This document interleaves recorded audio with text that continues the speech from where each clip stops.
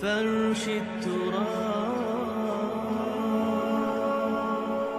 يضمني. دیکھو کہ اس دنیا میں اس وقت ہو کیا رہا ہے، اور اسی کے لیے وہ حدیث میں سنایا کرتا ہوں. آج تو یہ درس قرآن میں بات آ گئی ہے. وہ حدیث میرے نزدیک آخری چیز ہے. اس کے بعد بھی اگر آنکھ نہیں کھلتی کسی انسان کی تو میں نہیں سمجھتا کہ وہ اپنے گرد اس نے جو یہ فلا تزکوا انفسکم، اس نے جو اپنے گرد تزکیہ نفس کا ایک مصنوعی حالہ بنا لیا ہے، کبھی بھی وہ اس حالے سے نکل سکے گا اگر اس حدیث سے بھی آنکھ نہ کھلی. اور وہ حدیث کیا ہے؟ مولانا اشرف علی تھانوی نے اس کو اپنے جو خطبات جمعہ ہیں ان میں نقل کیا ہے. بیہقی کی روایت ہے. اوحى اللہ عز وجل الى جبرائیل علیہ الصلوۃ والسلام ان اقلب مدینۃ کذا وکذا باہلھا. اللہ نے حکم دیا حضرت جبرائیل کو فلاں فلاں بستیوں کو الٹ دو اس کے رہنے والوں سمیت. قال فقال، حضور نے فرمایا، اس پر حضرت جبرائیل نے عرض کیا بارگاہ خداوندی میں، ان فیہا عبدک فلانا لم یعصک طرفۃ عین. پروردگار اس بستی کو الٹ دوں، اس میں تو تیرا فلاں بندہ بھی ہے جس نے کبھی پلک جھپکنے جتنی دیر بھی معصیت میں بسر نہیں کی. اب آپ اندازہ کیجئے، یہ جو ہے نا اپنے آپ کو رگڑنا اور مانجنا اور پوری زندگی رگڑنے میں اور مانجنے میں لگا دینا. ہم بعض بزرگوں کے تذکرے میں سنتے ہیں اتنے اللہ والے تھے کہ ان کا گھوڑا بھی کوئی مشکوک دانہ نہیں کھاتا تھا، اور وہ خود جو ہے وہ انگریز کی عدالت میں بیٹھے ہوئے اور انگریز کی نوکری کر رہے تھے. یہ ہے وہ میکروسکوپک اور مائکروسکوپک کا عدم توازن.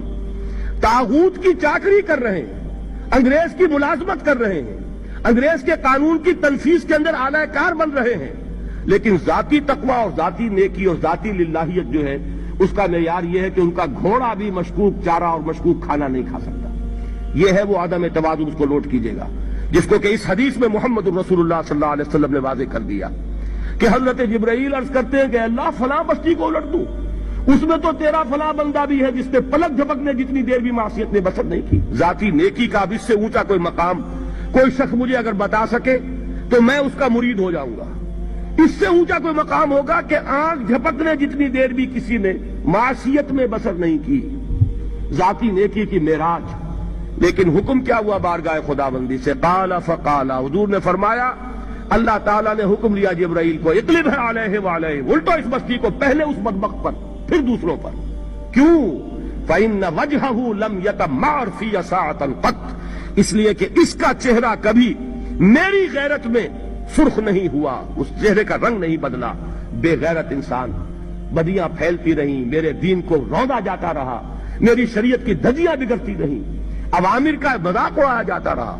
نواہی کے لیے دنیا کے اندر جن چیزوں سے میں نے روکا اس کے لیے فلسفے تراشے گئے، اور یہ لگا رہا مست رکھو ذکر و فکر صبح گاہی میں اسے. یہ سوائے ذاتی اپنے اس اصلاح کے اور ذاتی تقوی کے اور ذاتی نیکی کے اور ذاتی عبادت گزاری کے یہ میدان میں نہیں آیا، اس کا خون نہیں کھولا کبھی، اس کے چہرے کا رنگ متغیر نہیں ہوا، لہذا یہ دوہرا مجرم ہے. یہ ہے وہ تصور جو یہاں پر نوٹ کیجئے. ہاں اس کے یہ معنی بھی نہیں ہے کہ نماز بھی نہیں پڑھ رہے، روزہ بھی نہیں رکھ رہے، اقامت دین کے کارکن ہیں، فرض نماز آ گئی ہے وہ چلی جا رہی ہے، جماعت کا کوئی اہتمام نہیں ہے. اب یہ دو انتہائیں ہیں. ایک انتہا یہ کہ وہ تزکیہ نفس جو ہے اسی میں وہ رگڑنے اور مانجنے کا عمل جاری ہے. ایک یہ کہ اس کا سرے سے کوئی تعلق ہی نہیں، اپنی ذات سے بحث ہی نہیں. وہ کیفیت وہ ہو گئی ہے جو یہود کی آئی ہے قرآن مجید میں کہ تامرون الناس بالبر وتنسون انفسکم وانتم تتلون الکتاب، کیا تم لوگوں کو نیکی کا حکم دیتے اور اپنے آپ کو بھول جاتے ہو؟ یہ دوسری انتہا ہے.